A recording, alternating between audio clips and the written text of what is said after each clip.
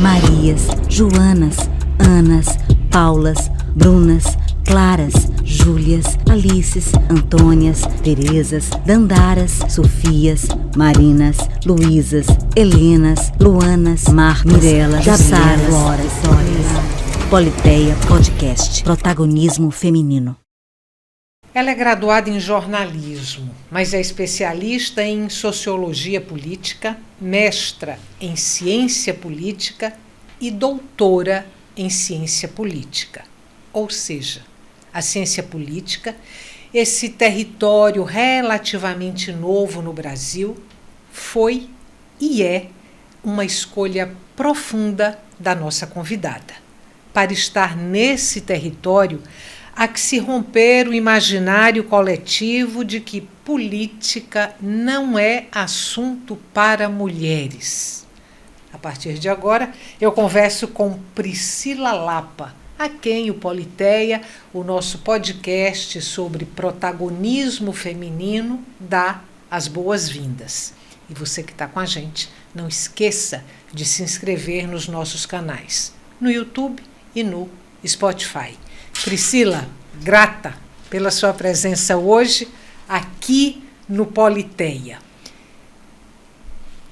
Quando, como e por que a ciência política?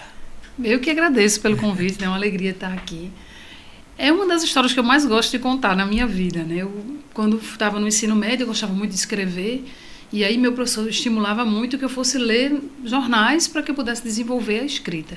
E eu era fascinada pelo noticiário de política, assim. E eu tinha a impressão que todo mundo também era. Eu gostava tanto que eu ia conversar sobre política com alguns amigos e eles diziam: ai, que coisa chata, vamos falar de cinema, vamos falar de futebol, vamos falar de qualquer outra coisa. E aquilo foi acontecendo. Quando eu entrei na faculdade de jornalismo, no segundo período, tinha a disciplina de ciência política. Na primeira aula, eu tive aquele eureka, assim, meu Deus, era isso que eu queria estudar, só que eu achava que eu não sabia que tinha uma graduação, mas na época, na verdade, não tinha graduação específica em ciência política. Você tinha a ciência social como uma grande área, e dentro do curso de ciências sociais você podia escolher pela antropologia, sociologia ou a ciência política.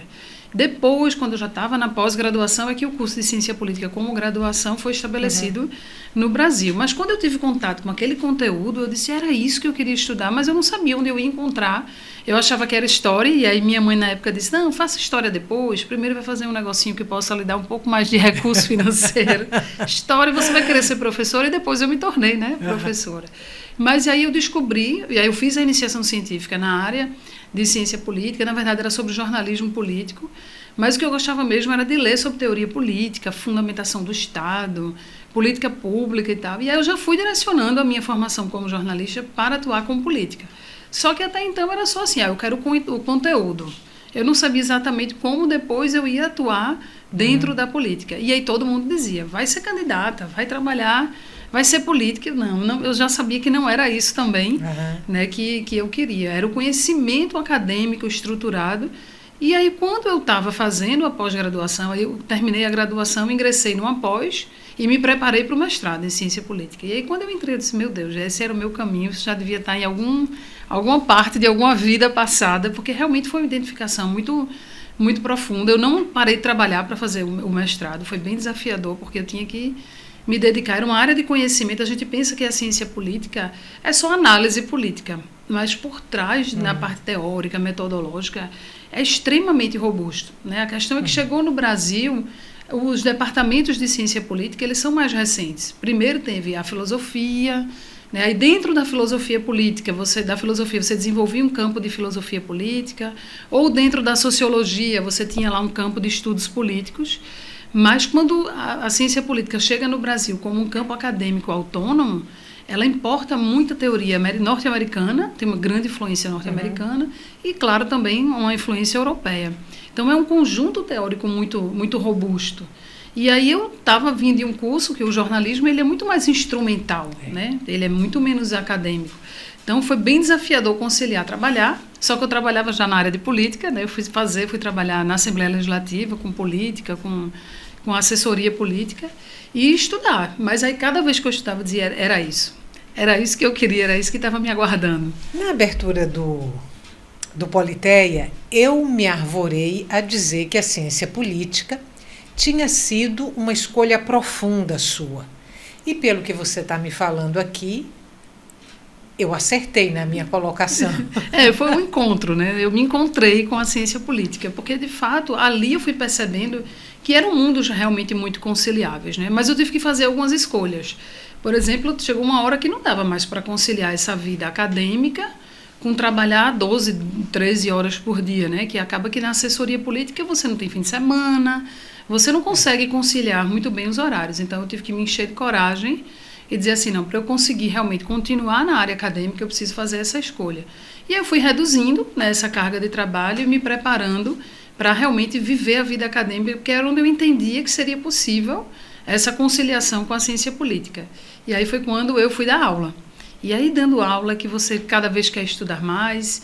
Fui dar aula nos cursos de comunicação, mas com as disciplinas ligadas à política.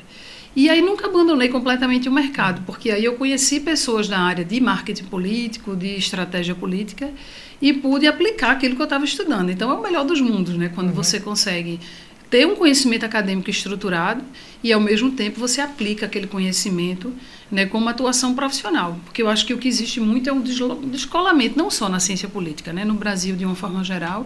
Isso está sendo muito enfrentado nos dias atuais, mas imagine isso 20 anos atrás, esse completo descolamento da academia e do mercado. Ou você era do mercado ou você era acadêmico, quando, na verdade, não faz o menor sentido essa dissociação entre o conhecimento acadêmico e a atuação profissional. Eu também me arvorei a dizer que há um imaginário coletivo de que política não é assunto para mulheres. Ainda é assim? A gente tem mudado, mas ainda é assim. Hoje eu estava preparando o meu artigo, né, para publicar, que eu tenho quinzenalmente artigo publicado, e eu escrevi exatamente essa frase, que o poder ainda é extremamente masculino. Então, onde tem espaços que estão ligados a poder, a tomada de decisão, ainda não é natural a presença da mulher ali. A mulher precisa dizer por que ela está ali, né? Ela precisa, como se fosse que chancelar, legitimar a sua presença num espaço que parece quase que uma intromissão. Assim. O que você está fazendo aqui, né? A gente viu agora, recentemente, lá a foto do Supremo Tribunal Federal. Enfim, a última composição. Cadê as mulheres naquela foto, né? Então, são demonstrações simbólicas no Brasil de que os espaços de poder, eles não são espaços ainda naturais, como opção de vida para as mulheres, né? Então, a ciência política tem sofrido uma transformação nos últimos anos. Na minha turma, a gente tinha a maioria de homens, né, na minha pós-graduação, e uma minoria feminina. Hoje a gente já vê na graduação em ciência política na universidade muitas mulheres, mas muitas desistem de atuar profissionalmente. Seja porque esse campo de trabalho ainda, principalmente aqui no Nordeste, ainda não tem uma clareza como é a atuação desse cientista político, a formação ainda é muito academicista, com pouco contato com esse mercado de trabalho, então muitas vezes não é a opção principal. A pessoa faz o curso, mas depois assim, não era exatamente isso.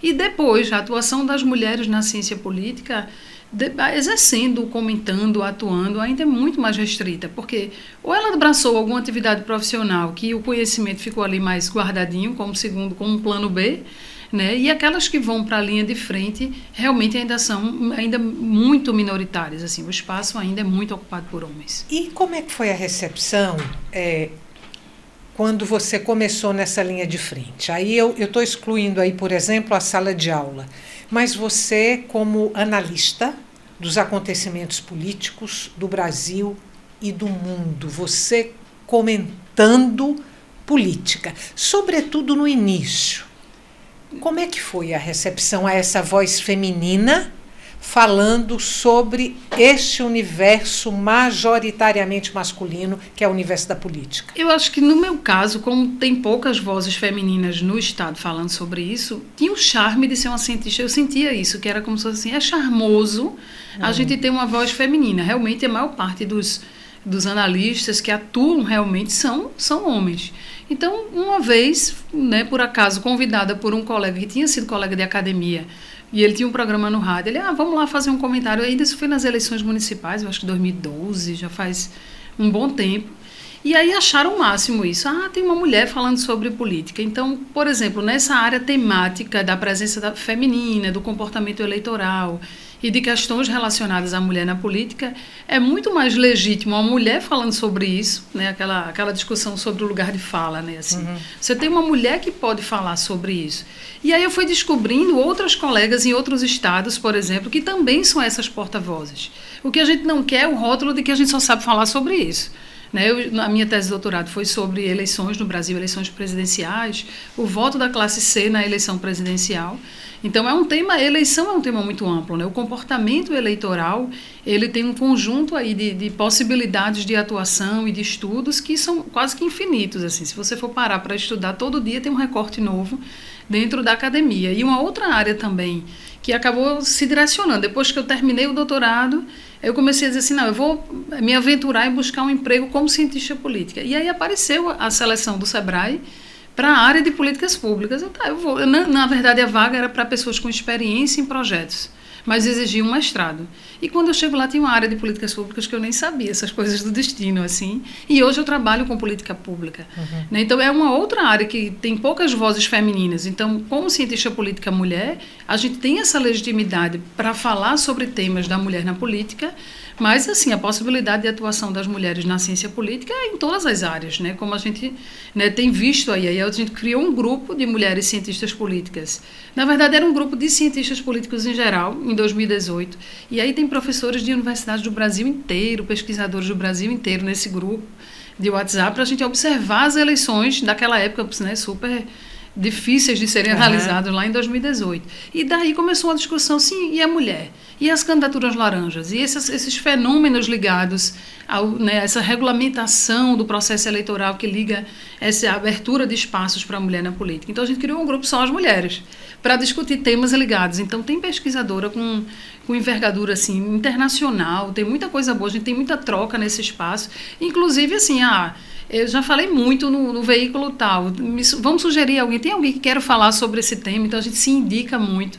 Agora, não tem tanta mulher disponível não, a maior parte diz assim, eu vou ficar aqui atuando dentro da academia mesmo, deixa essa parte de comentário para quem quer aparecer. Né? Então, eu sou uma das que quer aparecer. Então, bem-vinda ao time. Olha só, no site da Fiocruz eu encontrei lá informações sobre um projeto chamado Mulheres na Ciência Política. Esse projeto foi criado em 2018 pela Associação Brasileira de Ciência Política e foi criado para dar visibilidade às mulheres que contribuíram para expandir a ciência política, as ciências políticas aqui no Brasil. Também lá no site da Fiocruz eu descobri que foi publicado um livro derivado desse projeto e o nome do livro é Mulheres, Poder e Ciência Política. Existem, Brasil afora, projetos similares, existem grupos que cuidam de abrir esse espaço ou de dar visibilidade à atuação das cientistas da área de política no Brasil? Muito pouco, né? A ABCP, que é essa Associação Brasileira, né, dos Cientistas Políticos, ela é uma das poucas instituições que tem discutido espaços de atuação. Né, tem um grande debate nesse grupo do WhatsApp que eu falei, eu recebo muita informação sobre isso, sobre a regulamentação da profissão do cientista político. Né, porque ele não é um lobista, ele não é um assessor político, ele pode atuar como consultor político também. Mas quais são os espaços? Por exemplo, o sociólogo ele tem definido ali um escopo de atuação que dá legitimidade à atuação. Não é necessariamente a questão da regulamentação, mas de você ter mais definido claramente papéis e que você consiga, inclusive, evitar abusos, evitar excessos, né, na atuação profissional. A gente sabe que nessas relações empregador-empregado, até nos próprios concursos públicos, você tem vagas lá reservadas para sociólogos, para antropólogos, e não tem muitas vezes a vaga reservada. Tem consultor legislativo, qualquer curso superior, qualquer formação acadêmica. Então tem um debate de como é que a gente consegue, por meio de instituições mais organizadas, que possam falar em nome da categoria, conseguir, não reserva de mercado, mas estruturar melhor esse papel e essa atuação. E aí as mulheres sentem um pouco mais a fragilidade em relação a isso. né? Porque você virou apenas uma assessora, muitas vezes uma assessora de luxo, mas não é exatamente, você não consegue exercer exatamente seu papel, você não consegue dar limites. E a minha atuação acaba aqui, por exemplo, você está fazendo um trabalho da estruturação de um estudo de campo, qualitativo ou quantitativo. E aí a pessoa quer que você faça o trabalho, por exemplo, de inserção nas redes sociais. E aí você diz, minha atuação vai até aqui não é outra expertise, é outro campo de atuação profissional. Mas isso é tudo muito confuso, porque no Brasil tem poucas iniciativas ainda nesse sentido dessa regulamentação, mas tem cientista político hoje ocupando espaço nas instituições, isso precisaria ser mais organizado até para definir carreira, remuneração e a estruturação de algo mais que possa dar uma contribuição melhor para a sociedade também, né? Priscila, aí o Brasil, de uns anos para cá, vem passando por uma turbulência política, né? Desde ali do segundo mandato da ex-presidenta Dilma Rousseff, a temperatura subiu e subiu e subiu e continua subindo. Esse turbilhão ajudou ou ajuda, de alguma forma, a colocar o cientista político em evidência e aí abrindo, de alguma forma, mais espaço para as mulheres, ou uma coisa não leva a outra? Eu tenho visto que sim, que essa questão de muito fenômeno, os ciclos políticos se tornaram muito curtos, né? Muita crise política, não que a gente não tenha tido crise, o Brasil republicano é um Brasil de crises, né? Forjado em crises. Mas nos tempos atuais, devido também à existência de outros aspectos ligados à estruturação da democracia, essa questão digital, essa questão da desinformação versus a informação. Então, isso tornou muito intenso o processo político brasileiro. E aí se recorreu muito mais a especialistas, a pessoas que possam explicar, situar melhor os fenômenos. Eu acho que o cientista político tem um papel muito estruturador no debate político, no debate público, trazendo luz para questões que parecem não fazer sentido, ou que o sentido está muito distorcido. Então, eu tenho percebido espaços maiores para a atuação do cientista político no debate público, ainda que não seja necessariamente atuação profissional, remunerada, para a pessoa viver daquilo, né? A pessoa está ali, às vezes, analisando de maneira completamente voluntária, sem uma estrutura profissional para dar suporte. Então, isso também impede muito as mulheres de atuarem, porque a mulher já tem um conjunto de atividades, por exemplo, no meu caso, eu tenho um expediente de 8 horas para dar conta, tenho que preparar aula, tenho que dar aula.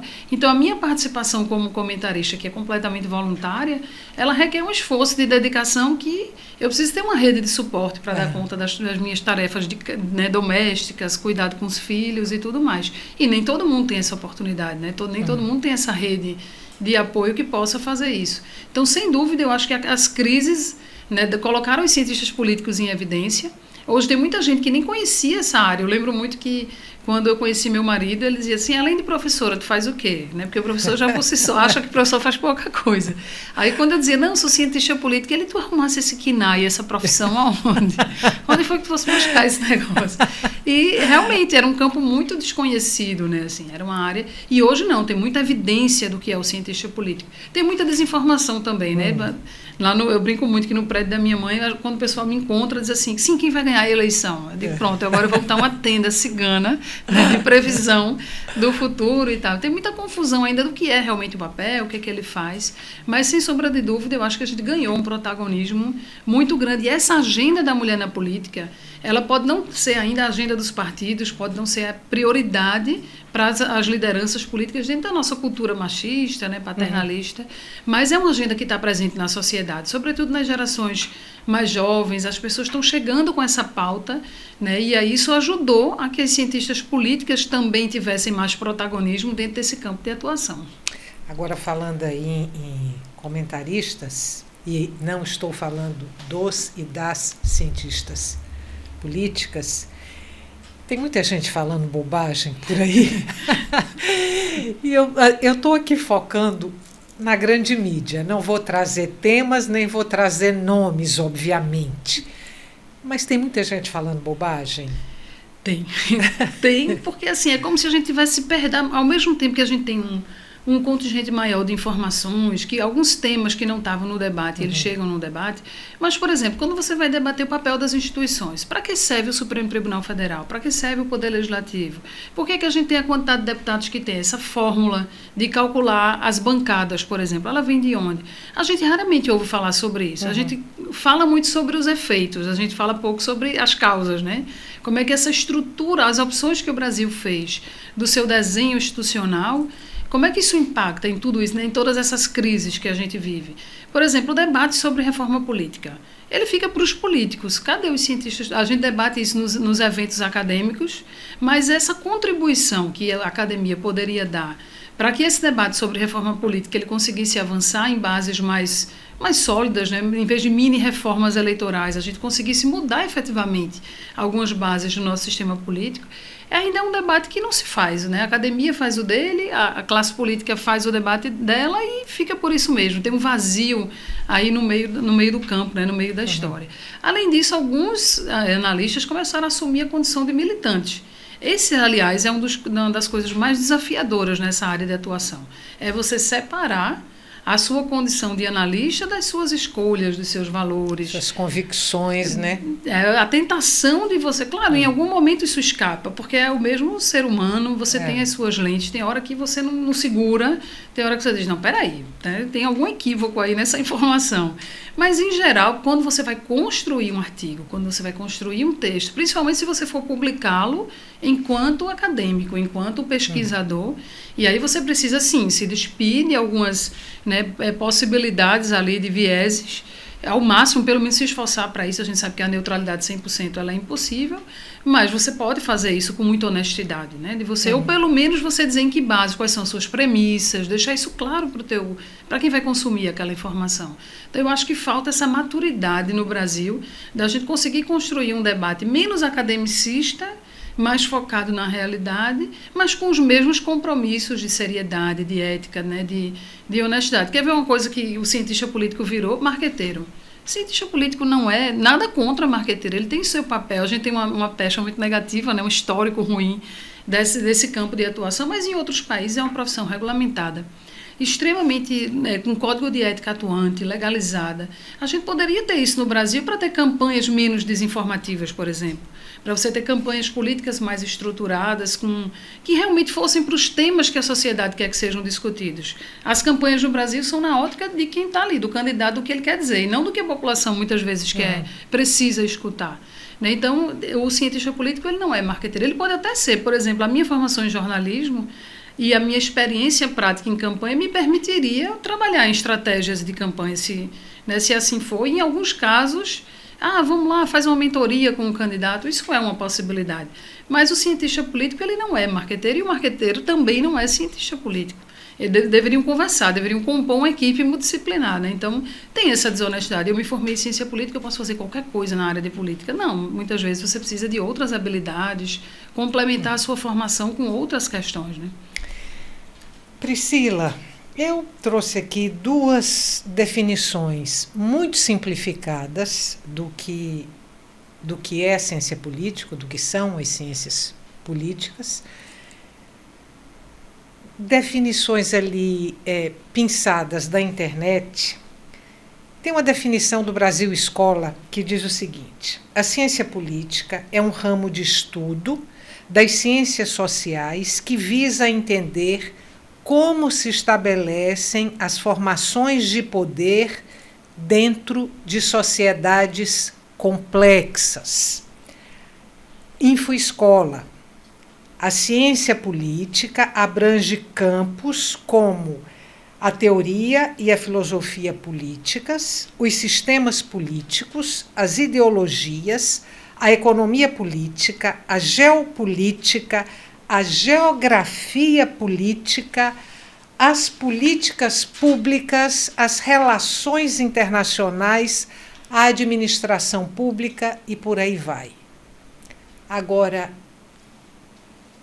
como conciliar tudo isso com fralda, mamadeira, brigadeiro, tarefinha de escola? Buscar menino, levar menino na escola.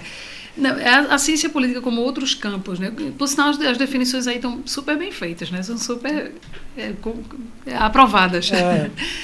De fato, como todo campo do conhecimento, né, você tem ali sub-áreas dentro da ciência política. Por exemplo, dentro da minha formação, eu quase que não tive formação na área de relações internacionais. O que eu sei é de... Claro, você quando você se apropria de uma área de conhecimento, você cria uma capacidade metodológica, né, até de conjunto de acessões básicas dali que você consegue entender. Ainda que não seja seu campo profundo de conhecimento, você passeia, né, por aqueles temas. Mas acaba que você tem que fazer algumas escolhas. Né? Você precisa definir dentro desse campo gigante, que é a ciência política, porque em geral seriam todos os fenômenos políticos. E quais são os fenômenos políticos? Quase tudo que a gente vive na sociedade. Relações de poder, em geral, interessam como campo de estudo da ciência política. Mas você precisa fazer escolhas, né? Porque senão você acaba ficando superficial em tudo e não se aprofunda efetivamente em nada. Mas realmente é uma área, como todas as áreas, mas é uma área basicamente de análises, né? Para você vai ser um analista. E para ser analista você tem que estar prestando atenção, você tem que estar atento ao fenômeno. Por exemplo, quem estuda eleição. A eleição acontece no Brasil a cada 2 anos. Nos anos que não tem eleição, tem a preparação para o processo eleitoral. Então, requer uma atenção contínua nos fatos. E eu acho que a formação em jornalismo acaba ajudando bastante nisso também. Você já tem naturalmente um olhar atento, né, à pauta política, mas ao mesmo tempo você precisa voltar lá no livro, voltar no artigo científico, se atualizar sobre os estudos, né, sobre as teorias e conciliar isso com um cotidiano acelerado. Estou esperando você chegar na fralda, na mamadeira, no brigadeiro e na tarefinha da escola. Tem que ser multidisciplinar, né? A pessoa tem que ser multitarefas, mas, na verdade, é abrindo mão também de algumas coisas. Por exemplo, os grandes eventos acadêmicos, não consigo participar, porque ou eu participo dos eventos do trabalho normal, ou, né, porque requer uma preparação, né, um tempo disponível. E também trazendo muitas meninas para esse universo. Assim, a minha filha mais velha, por exemplo, ela me acompanha, principalmente no período eleitoral, que tem uma intensificação, né? No dia de eleição ela já sabe, mãe, eu vou contigo. Então ela já se prepara, saímos de manhã cedo, voltamos tarde da noite e ela gosta. Que idade, Priscila? Ela agora tem 16. Mas desde que ela tinha 6, que ela anda comigo. Então ela já pensou em fazer jornalismo, já pensou em fazer ciência política. É a segunda opção dela, na verdade, hoje, a ciência política. Mas ela começou a entrar nesse universo. Então tem coisas já que ela manda para mim. Mãe, sabia que hoje é o aniversário do político tal e está todo mundo comentando tal coisa. Ela já me dá motes para os temas dos artigos. Mãe, escreve sobre o papel das primeiras damas aí, porque teve uma polêmica aí que envolvendo primeira dama e tal. Então elas acabaram vindo para esse universo. A menor tem 7 anos, mas ela diz, mamãe adora política. Quando ela vê, mãe, essa cor não combina contigo, porque na política tem que ser neutro. Ela diz, então eu acabei trazendo elas para o universo, né, para elas comporem todo esse repertório. Priscila, deixa eu aproveitar então a sua presença aqui, sair um pouquinho da sua vida pessoal, para te perguntar como é que você está vendo aí a participação das mulheres na política brasileira hoje. Eu me refiro àquelas mulheres que estão disputando mandatos. A gente tem aí 2 olhares, né? Eu tinha até conversado sobre isso. A gente tem um olhar quantitativo e um olhar qualitativo. A gente sempre fica insistindo nos números, né? Assim, só são 15% de representação feminina no Congresso, é um dos menores do mundo, inclusive da América Latina. E é importante essa discussão. A gente precisa de mais mulheres para que a gente consiga, depois que tiver povoado esse universo, a gente conseguir começar a pensar também em que qualidade de produção política a gente tem tido, né, vindo dessas mulheres.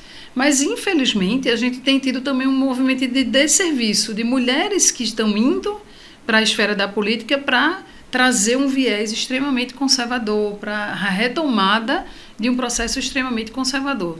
Isso é muito natural nas sociedades. Toda vez que você tem um avanço, você tem uma tentativa de retrocesso, né, em pautas comportamentais, né, quando a gente fala do comportamento humano. Então, essa pauta conservadora que fica ali, as guardiões de uma visão mais estruturada da política, de que a mulher vai para a política para garantir os valores da família tradicional, de um modelo, né, de sociedade, também está muito presente. A gente não pode negar, porque, por exemplo, um dos vieses da chegada da mulher na política hoje é o viés religioso. As bancadas evangélicas, elas não são compostas só por homens, né? Elas já têm muitas mulheres que começam a chegar na política com esse viés religioso, e nada contra. A pluralidade está aí para isso, mas não necessariamente para fazer avançar essa discussão sobre temas da mulher, porque discutir a mulher na política é discutir o modelo de sociedade também. Então, por isso que o viés conservador, por si só, majoritário, não ajuda a gente a repensar essa discussão de papéis. Que, por exemplo, quando você vai discutir por que a mulher não chegou antes na política, ou não chega na mesma proporção que os homens, apesar de numericamente elas serem, né, a maior parte da sociedade, tem a ver com modelos de papéis, o que foi determinado, o que é que cabe para a mulher fazer, o que é que não cabe para a mulher fazer, as referências que não existem. Né? Na minha atuação como cientista política, por exemplo, eu não tinha uma referência. Quem é a cientista política que eu quero ser? As minhas referências eram homens. Eu quero ser Vanderlei Guilherme dos Santos. Eu quero trabalhar com eleição como fulano trabalha. E não tinha uma mulher para dizer assim, eu quero estudar a eleição da mesma forma que fulana estuda. Né? Hoje eu já consigo ter outras mulheres que começam a ser referenciadas. Mas é difícil quando você não tem a referência. Então, a gente vê avanços. Eu acho que a sociedade tem pressionado muito. É muito ruim para um partido político não ter uma mulher na composição majoritária da chapa, ser uma chapa formada por 2 homens. As pessoas já começam a apontar por que não tem uma mulher compondo isso aí. Mas esse espaço que a mulher ocupa muitas vezes é figurativo, não é de voz ativa, e é para dizer assim, eu estou embelezando. A mulher está ali para dar... Eu vim trazer sensibilidade para essa chapa. E eu brinco muito dizendo assim, mas de política é lugar necessariamente de... Você avança, né, nas discussões com sensibilidade ou com enfrentamento. A gente precisa de mulher frágil ou a gente precisa de mulher combativa para fazer as coisas serem colocadas como devem ser, né? Então, assim, essa questão de discutir comportamentos e como é que essa mulher chega a partir desses comportamentos que já estão arraigados na sua formação, às vezes cristã, às vezes não necessariamente religiosa, mas conservadora, isso não faz com que a gente... Eu acho que isso é também uma barreira que a gente ainda precisa enfrentar. Quando você vai, por exemplo, no Legislativo Municipal, raramente são as mulheres que chegam numa Câmara de Vereadores representando um segmento de mulheres, por exemplo, trabalhadoras, de mulheres de um setor produtivo. Muitas vezes elas chegam ali porque o pai era político, porque o marido, porque o irmão, porque às vezes até o filho foi candidato, não pode ser mais, para não perder o espaço de poder, a mulher vai e ocupa. Então, essa formação dessa mulher permite que quando ela chegue para representar, ela traga as pautas da sociedade, ou ela vai representar a reprodução dos valores políticos, né, que ela conviveu desde sempre. E muitas vezes o que a gente vê acontecer é isso, é uma mera reprodução dos modelos tradicionais da política, só que num corpo feminino. E não é isso que vai fazer realmente a gente repensar os papéis e os direitos da mulher na sociedade. Do ponto de vista numérico, estou falando de votos, a quantidade de eleitoras, né? Nós somos maioria no país, nós mulheres somos maioria no país, somos um contingente eleitoral muito grande. As mulheres eleitas, os votos que elas normalmente recebem para estarem na Câmara de deputados, para estarem no Senado, para estarem como prefeitas, como vereadoras, essa quantidade de votos, ela é muito desproporcional ao volume de eleitoras. A gente vem resolvendo um pouco melhor isso, mas historicamente sim. Foi criado esse mito de que mulher não vota em mulher e ele não é 100% equivocado, não. Porque, de fato, né, muitas candidaturas femininas, elas não são competitivas, então se você não tem uma campanha, a mulher não ganha os mesmos recursos que o homem ganha para fazer uma campanha. Historicamente no Brasil é isso, tanto que recentemente a gente tem uma medida do Tribunal Superior Eleitoral determinando que as candidaturas, né, femininas, elas recebam proporcionalmente a mesma quantidade, né, de recursos proporcionais àquela quantidade de candidaturas, para que as mulheres possam competir de verdade. Mesmo assim, tem as formas de burlar, né? Tem as candidaturas laranja, que são um pouco nessa linha.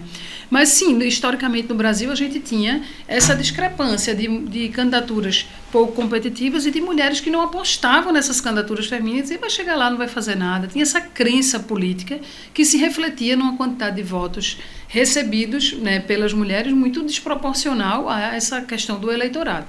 Então, isso foi um mito, mas que era um mito que tinha seus fundamentos. Hoje já tem outros estudos, já tem estudos mais atuais, mostrando que o que importa é o discurso político, né? Um dos elementos fundamentais hoje que decidem uma eleição tem a ver com o discurso político. Então, não é muito a questão se é homem ou se é mulher, depende de que discurso essa mulher tem, de que discurso esse homem tem, né? Então, a gente vai quebrando aos poucos essa ideia de que a mulher não vai votar em mulher. Se a gente tiver candidaturas que possam dar conta, né, dessas agendas, dessas demandas da sociedade, a gente pode sim ter mulheres. E eu sempre digo assim, é a mulher que vai pautar alguns temas. Né? O debate recente no Brasil sobre dignidade menstrual.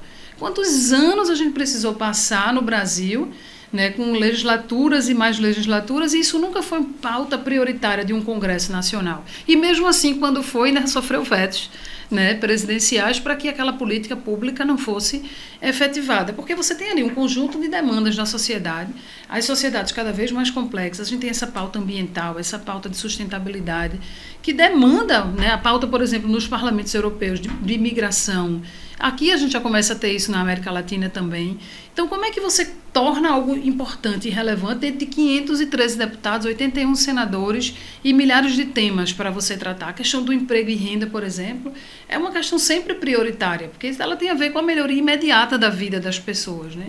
Mas quem é que vai trazer outros temas? Quem é que vai dizer que que o Estado tem que se preocupar como é que a mulher enfrenta um período que naturalmente ela vai ter que enfrentar, mas com dignidade? Tinha que ser uma voz feminina. Uhum. Então você precisa ter essa garantia de que, dentro do processo competitivo, esses temas que apenas mulheres têm a capacidade de pautar, porque elas vivenciam o processo na questão do lugar de fala, e aí você precisa garantir que isso aconteça. E aí as mulheres duvidam uma mulher não se identificar quando alguém vai dizer assim, vamos fazer um projeto de lei para garantir que todas as mulheres tenham dignidade no seu período menstrual. E eu vou parar essa nossa conversa exatamente aqui, para a gente ficar com essa fala sobre a dignidade menstrual. Obrigada pela sua participação no Politeia. Volte outras vezes, sempre bem-vinda.